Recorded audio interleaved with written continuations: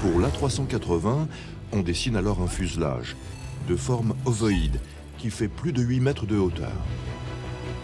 Cet espace est divisé en 3 niveaux. Une soute à bagages et 2 ponts qui s'étendent de la pointe avant jusqu'à l'arrière de l'appareil. Au total, ils offrent pour accueillir les 853 passagers un espace de 550 mètres carrés, 3 terrains de tennis. Avec les ailes, les moteurs, les gouvernes et les trains d'atterrissage, l'ensemble rentre parfaitement dans les limites imposées. 73 mètres de long pour 79 mètres 80 d'envergure et 79 pieds de hauteur, soit un peu plus de 24 mètres, l'équivalent d'un immeuble de 8 étages. Reste une équation technique extrêmement complexe. Comment faire voler un appareil aussi gigantesque? Un avion, ce sont des moteurs. Si vous avez des moteurs, vous pouvez construire un avion. Plus vos moteurs sont puissants, plus vous pouvez faire un gros avion. Le moteur est donc le premier composant stratégique de la construction d'un avion aujourd'hui. Un moteur d'avion, c'est d'abord un turboréacteur. L'air est aspiré, il pénètre dans le compresseur qui le comprime grâce à un système d'ailettes en mouvement et le porte à 500 degrés.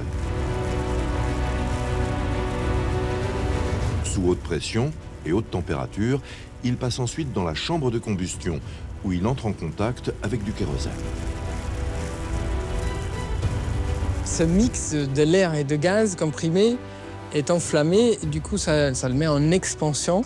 Et si je dirige ça vers l'arrière, en réaction, j'ai une propulsion de l'avion vers l'avant. C'est l'accélération de cette masse d'air qui génère la poussée. Imaginez les pompiers, ils allument leur lance à incendie, et ben l'eau va les pousser dans l'autre sens. Et au lieu de cracher de l'eau, on va cracher de l'air. Le fait de cracher beaucoup d'air, ça nous donne de la puissance, ça nous donne de l'efficacité, ça va nous permettre de nous déplacer. Ce système de flux d'air chaud, c'est le cœur du moteur. Mais dans les avions de ligne modernes, cette technologie est enveloppée par un immense ventilateur, la soufflante. Entraînée par la turbine, elle aspire d'énormes quantités d'air qui, sans pénétrer dans le cœur, empruntent un autre circuit, un anneau extérieur en pourtour de la turbine. En sortant à l'arrière du moteur, ce flux d'air froid génère 80% de la poussée. La partie froide pousse beaucoup plus que la partie chaude. C'est pour ça que les moteurs sont aujourd'hui de plus en plus grands, parce que le plus on peut amplifier la taille autour du cœur, le plus on amplifie la propulsion du total. Pour l'A380, on pousse cette technologie au maximum en développant 2 moteurs qui sont parmi les plus gros jamais construits. Leur soufflante est presque aussi large que le fuselage d'un A320. Elle mesure 3 mètres de diamètre, aspire plus d'1 tonne d'air par seconde et permet de sortir à l'arrière du réacteur presque 9 fois plus d'air froid que d'air chaud. Grâce à ces soufflantes géantes, les moteurs de l'A380 consomment moitié moins de carburant que ceux des premiers avions d'Airbus. Le 380, ça a été le premier avion au monde à descendre sous les 3 litres au 100 par passager. C'est une barre qui paraissait difficile à atteindre. Cette barre a été atteinte. C'est un exploit. Regardez, même les avions les plus modernes d'aujourd'hui sont dans cet ordre de grandeur. Pour faire décoller ce géant des airs de près de 600 tonnes, on fixe sous les ailes 4 moteurs. Mais comment les alimenter sur une distance de plus de 15 000 km? Pour réaliser cet exploit, il faut d'immenses réservoirs capables de stocker jusqu'à 320 000 litres de carburant, de quoi faire le plein de 8 000 voitures de taille moyenne. Au décollage, cela représente un poids de 254 tonnes, la moitié de la masse totale de l'avion. C'est-à-dire qu'à l'atterrissage, une fois son carburant brûlé au cours du vol, il pèsera presque 2 fois moins lourd qu'au décollage. Alors, pour optimiser l'équilibre de l'A380, et contrôler tout au long du vol son centre de gravité, les ingénieurs ont développé un système unique. Ça s'était jamais fait et depuis ça s'est jamais refait encore. On pompe après le décollage le carburant qui est dans les réservoirs très près du fuselage pour les amener à l'extrémité des ailes. Chaque aile peut contenir 150 000 litres de carburant répartis dans 5 réservoirs principaux.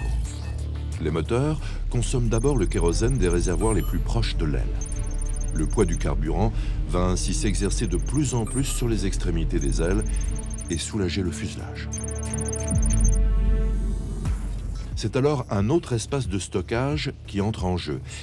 Il se situe dans la gouverne horizontale à l'arrière de l'appareil.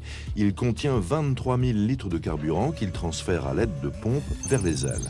Au total, c'est 18 000 kilos qui peuvent ainsi être répartis entre l'arrière et le centre de l'A380.